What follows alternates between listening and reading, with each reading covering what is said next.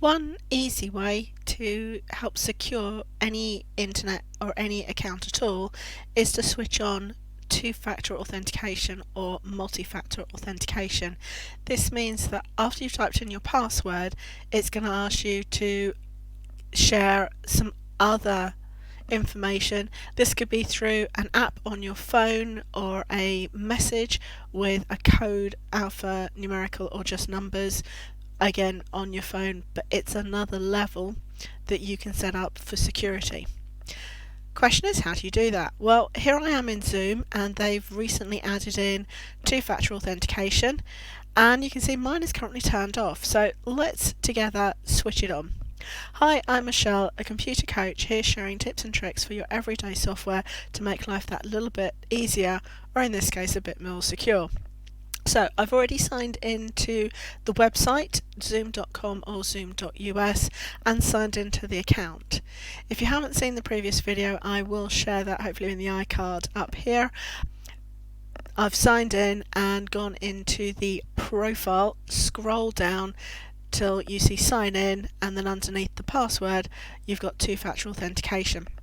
So I'm going to click turn on, and it's asking me for my password, so let me type that in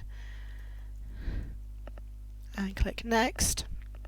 And now it's given me a choice, so it said it's on, but now how do I do it? Through an app, generally the best option, SMS, where it will ask you for a phone number. So I'm going to try an authentication app because I find that really quick and easy. So I'm going to say set up. It also asks me for my password again. If it is saved, then if you've got a password manager, will kick in. So let's click next again. And that's now taking me to the authentication app. I've got my phone, I am going to sign in, and I'm going to try the Microsoft Authenticator app because that's the one that I've got set up. So it signed me in, I've got a plus sign, and I'm going to try other, which asks for the QR code, so I'm going to do that. Oh, there we go. That seems to have worked. I've scanned it and I've now got it listed on my app. Let's click on next. It will ask for my code. Now remember, codes have a lifespan of usually around about 30 seconds, so I'm going to verify that as it's come in, and that's okay. So I'm not going to worry about that.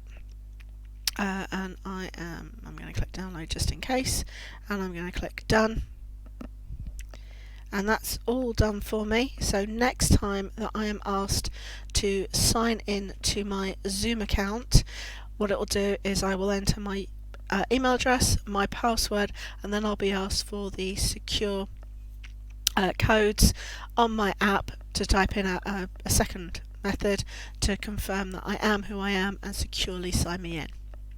You can do this with a multiple number of different programs. Do check if your favorite programs do have this option for multi-factor or two-factor authentication, and set that up as quick and easy as that. If you like this video, please do give it a thumbs up, and remember to like and subscribe to my channel and click that notification bell to be told when new videos are released. Bye for now.